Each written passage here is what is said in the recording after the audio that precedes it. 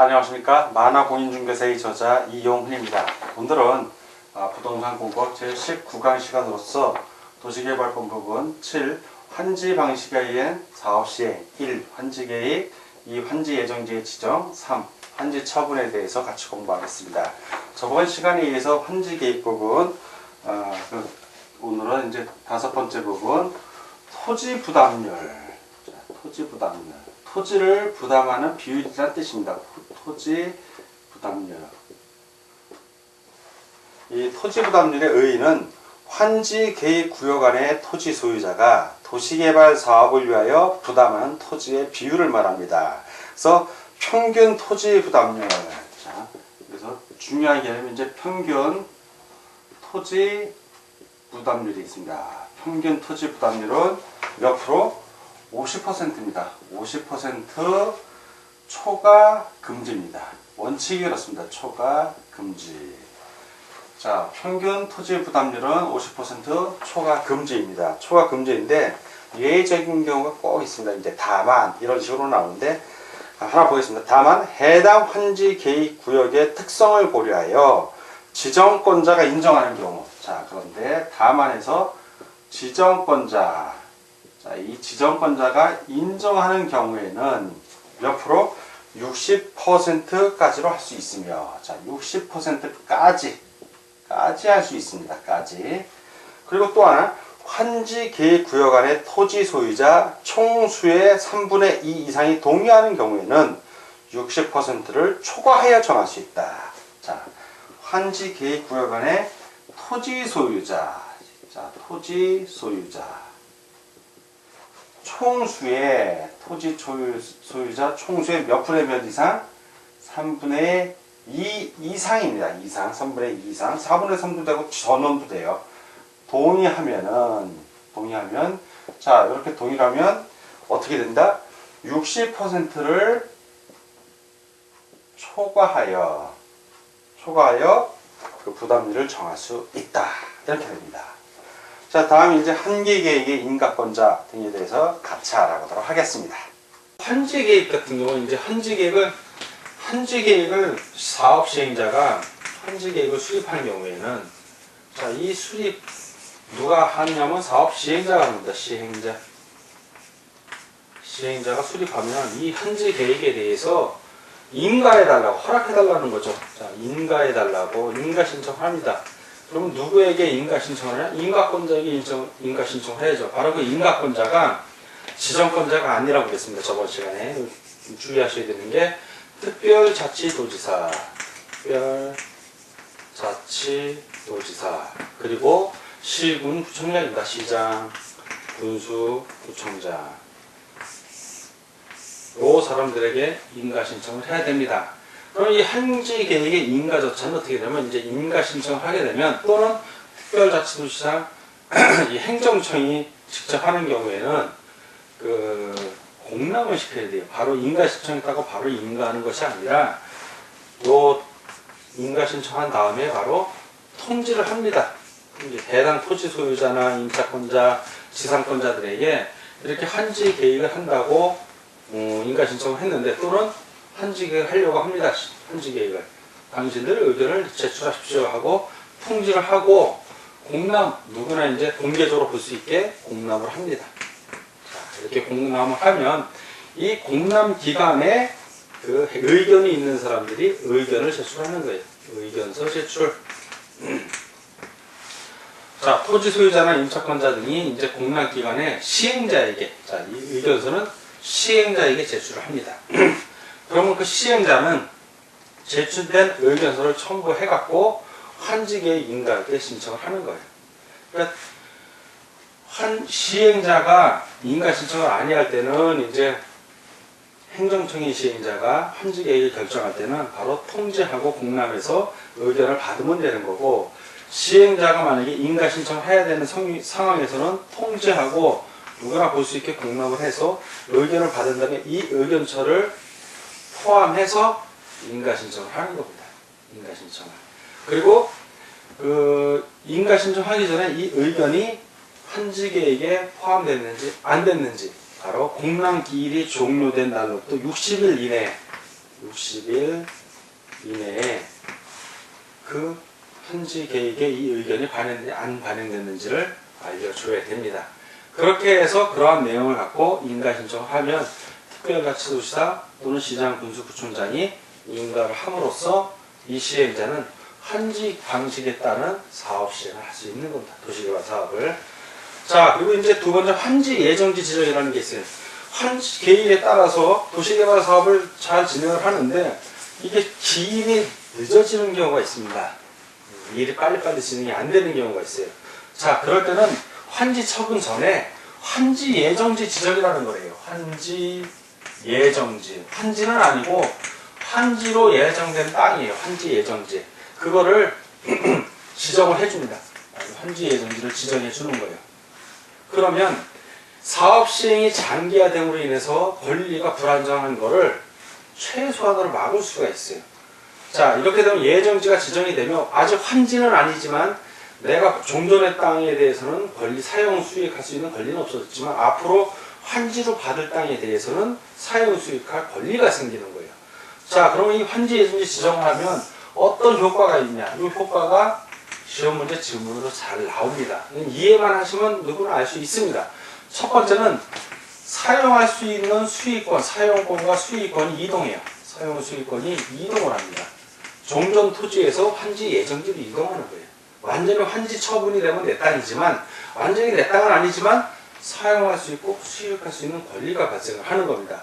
그러면 환지 예정지에 대해서 종전 토지 소유자나 동전 사용 수익권자는 이 사용 수익권을 방해할 수가 없는 거예요. 왜? 그 사람은 또 새로운 또 환지에 대해서 사용 수익권이 발생을 했으니까요. 자, 그리고 사용 수익할 수 있는 날을 결정할 수 있습니다. 사용 수익할 날을 결정할 수 있어요. 이건 누가 결정하냐? 이건 시행자가 결정하는 겁니다. 환지 예정지 지정은 누가 하냐면 이거 시행자가 하는 거예요. 다 시행자. 시행자가 토지 소유자에 대해서 이렇게 환지 예정지를 지정해 주는 겁니다. 자, 그리고 세 번째는 새로운 환지 예정지의 사용 수익권이 이동을 했으니까 종전 수익자 또는 종전 임차권자 등이 방해를 못하게 해야 됩니다. 그래서 권리 행사 방해 금지, 권리 행사를 방해하는 것을 금지합니다. 방해를 하지 마라. 방해를 못하게 하는 겁니다. 자, 그리고 채비지. 이렇게 환지 예정지가 지정이 되면 사업 시행자는 채비지를 비용으로 쓴 땅이라고 그랬죠. 이 땅을 드디어 사용할 수도 있고 수익할 수도 있고 어떤 이익을 챙길 수도 있고 임대해 준다든가 아니면 처분 팔 수도 있어요. 처분. 누가? 채비지는 누가 하냐면 바로 시행자가 하는 거예요. 시행자. 사업 시행자가, 도시개발 사업 시행자가 채비지를 사용 수익 처분할 수 있습니다. 이렇게 되는 거고요. 자, 그리고 다섯 번째가 요게 이제 임대료 등의 증감 청구권. 임대료 등의 증감 청구권이 발생해요. 청구권도 발생할 수 있고 임대료 등의 권리 해지. 해지. 또는 포기도 가능합니다. 환지 예정지 지정하는 경우에는. 자, 요거는 언제까지 하냐면 이게 증감 청구권과 해지 포기 같은 거는 그 환지 예정지 지정의 효력 발생일, 환지 예정지 지정한 날로부터 효력 발생일로부터 60일 이내에 해야 됩니다. 그래서 임대료를 임대인상 올릴 수가 있고 임차인에서는 깎을 수가 있는 거예요. 어떤 상황이 바뀌어서 증감 청구권이 서로 발생하는 것이고 해지 또는 포기는 임차인 입장에서는 아무리 봐도 임차료가 깎여야 되는데 자꾸 올린다 그러니까 그럼 나는 포기하겠다. 그래도 가능한 겁니다. 어떤 해지하면서 민법상의 그 임차인에게 또는 임대인의 어떤 해지로 인한 불리한 조약이 적용이 안 됩니다. 그런 것들이. 자, 60일 이내 가능하고 60일 넘어가면 안 되죠. 60일이 지나면 권리 포기도 할 수 없고 계약 해지도 할 수 없어요. 그리고 증감 청구를 서로 할 수도 없습니다. 60일 이내에 해야 된다. 그리고 이제 환지 예정지가 지정이 되면 이제 이건 교과고, 교과. 이런 교과가 나타나기 위해서는 조치를 취해야 돼. 시행자가 어떤 조치를 취해야 돼. 첫 번째 조치는 바로 사용 수익의 정지예요. 사용 수익을 정지시킵니다. 기존에 환지를 정하지 아니하기로 결정된 토지 소유자나 아니면 임차권자 등에게 날짜를 정해갖고 그날부터 해당 토지를 그 사용 수익을 정지시킬 수 있습니다. 환지를 정하지 않았기 때문에. 환지 부지정이죠. 환지 부지정. 그런 토지 소유자 같은 경우는 나중에 청산금을 받습니다. 다. 자기 땅인데 수용이 됐잖아. 어쨌든 환지로 정해지지 않았다는 얘기는 수용이 됐다는 얘기예요. 그런 경우에는 나중에 받거나 받을 수 있습니다. 자, 그리고 그 시행자가 사용 수익을 정지시키려면 미리 얘기해야 돼요. 그러니까 30일 이상의 기간을 두고 미리 해당 소유자 또는 임차권자들에게 알려야 되는 겁니다. 그리고 두 번째는 장애물 같은 거. 장애물을 제거할 수 있어요. 장애물을. 역시 이 경우 시행자는 관할 특별시장, 특별자치도지사 그리고 시장, 군수, 구청장에게 허가를 받아야 합니다. 그리고 세 번째는 사용 수익할 수 없는 토지가 있으면 사용 수익을 할 수 없는 토지 같은 경우는 누가 관리한다? 이거는 시행자가 관리합니다. 시행자가. 자, 그리고 이렇게 환지 예정지 지정이고, 이제 환지 예정지 지정이 됐어도 이게 완벽한 상태는 아니고 이후에 환지 처분을 해야 됩니다. 환지 처분이 되어야만 사업이 완료가 돼서 환지 처분을 하면 그때 사업이 종료하게 되는데, 자, 환지 처분에 대해서 공부를 하겠습니다. 자, 환지 처분.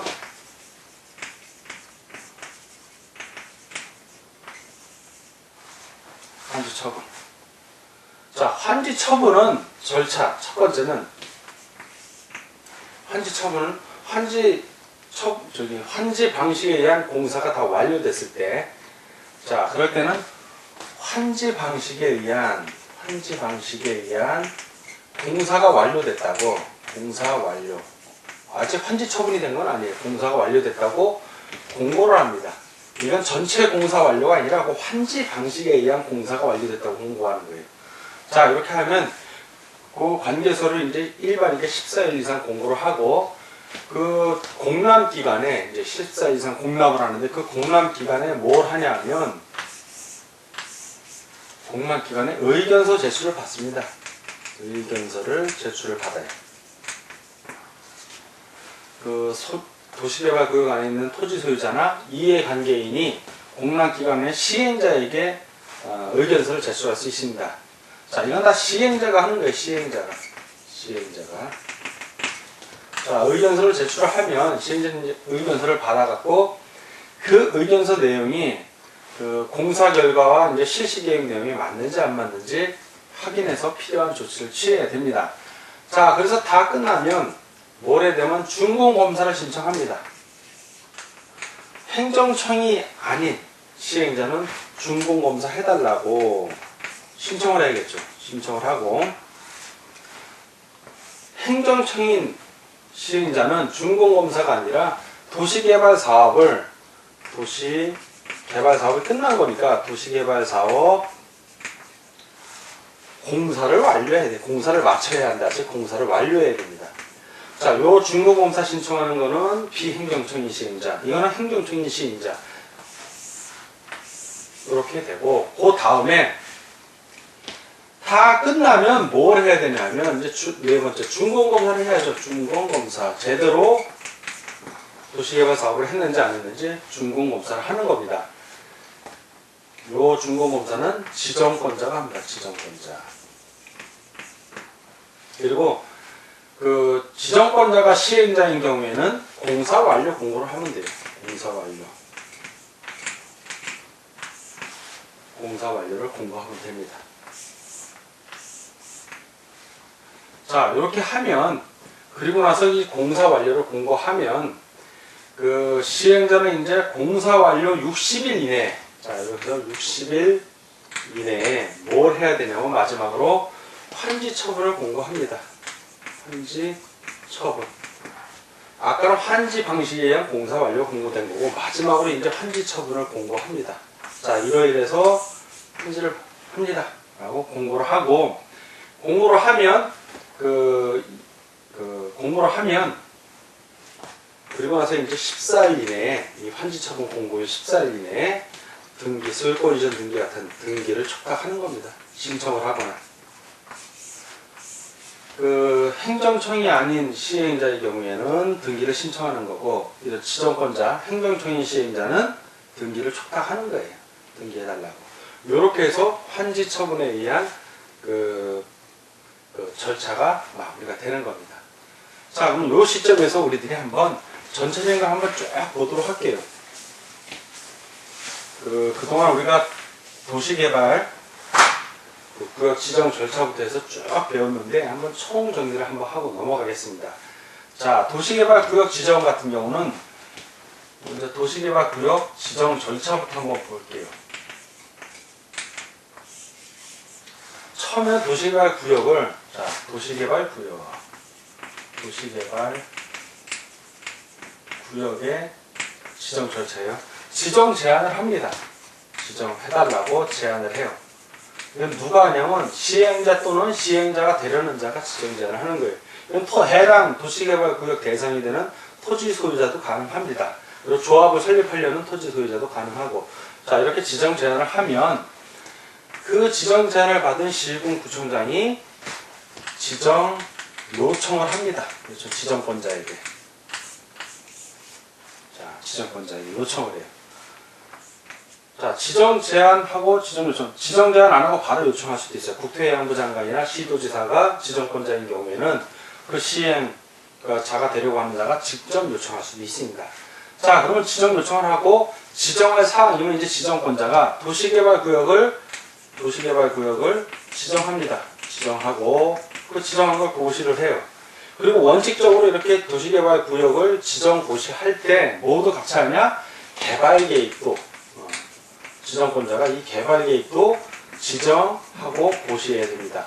만약에 개발계획을 나중에 지정 고시한다면 도시개발구역 지정 고시로부터 몇 년 이내에 2년 이내에 최대 늦어도 2년 이내에는 지정 고시를 해줘야 돼요. 자, 이렇게 됩니다. 그리고 나서 이제 시행자를 지정해요. 지정권자가 시행자를 지정을 하고, 그럼 이 시행자가 뭘 해야 되냐면 실시계획. 시행자가 이제 다시가 도시개발구역 사업을 해야 되는 거니까 도시개발구역 내에서 일을 할 구체적인 사업계획, 즉 실시계획을 수립해서 인가신청을 해야 돼요. 인가신청. 실시계획 인가신청. 이거는 도시개발구역 지정 고시로부터 3년 이내 또는 개발계획 지정 고시로부터 3년 이내입니다. 둘 중에 하나든 3년 이내 해야 돼요. 자, 이렇게 되면 실시계획의 인가신청하면 인가고시가 돼요. 자, 그럼 인가고시가 되면 실시계획을 공람을 시킵니다. 누구라도 볼 수 있게. 자, 공람을 시켜요. 시군구청장이 이제 고시된 내용을 공람을 시키면, 그리고 나서 이제 실시계획에 따라서 사업 시행 방식 세 가지로 나뉘어요. 세 가지. 하나는 수용 또는 사용 방식. 자, 그리고 환지 방식. 오늘 배운 환지 방식.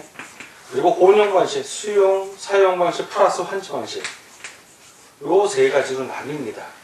수용 또는 사용 방식은 직접 수용해서 사용하는 거고, 이거는 비용이 많이 들고, 환지 방식 같은 경우는 비용이 좀 적게 듭니다. 혼용은 1+2인데 수용, 사용 방식과 환지 방식을 정확하게 구분을 해서 설계를 한다고 했습니다.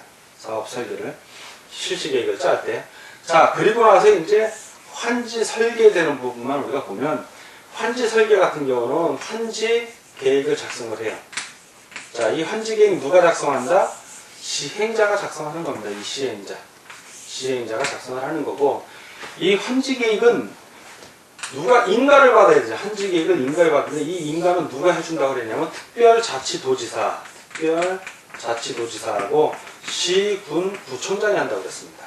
일반적으로 다 이 내용들은 다 웬만한 건 다 지정권자가 하는데, 요거만 환지 계획에 의해서 하는 경우에, 자, 그러면 이제 인가를 받으면 이 환지 계획에 따라서 사업 착공을 해요.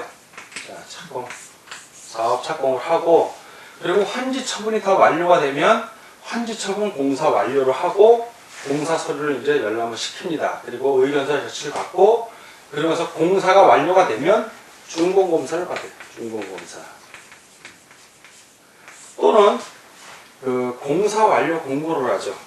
지정권자가 이제 시행자이면은 공사 완료를 공고를 합니다. 자, 준공검사를 받거나 공사 완료 공고를 하고 이날로부터 며칠 이내 60일 이내에 60일 내에 한지 처분을 공고합니다. 한지 처분 공고. 이 환지 첨부는 공고해야 사업이 끝난 거예요. 사실 실질적으로 이때 끝난 거고, 요거는 이제 요식행위입니다. 14일 이내에 뭘 한다? 등기하는 거예요. 등기 촉탁금, 등기 신청. 이러므로 인해서 일이 다 진행이 끝나는 겁니다. 자, 우리 교재에 이거 다 있는데 한번 이렇게 설명을 들어보면 이 얘기가 그 얘기구나 하고 총정리가 되는 의미를 해드렸습니다. 자, 오늘은 부동산공법 제19가 도시개발법 그 5번째 시간으로서 조다원칙 환지 방식에 의한 사업시행 2 부분을 같이 공부하였습니다. 오늘 공부하느라고 수고하셨습니다. 다음 시간에 뵙겠습니다. 감사합니다.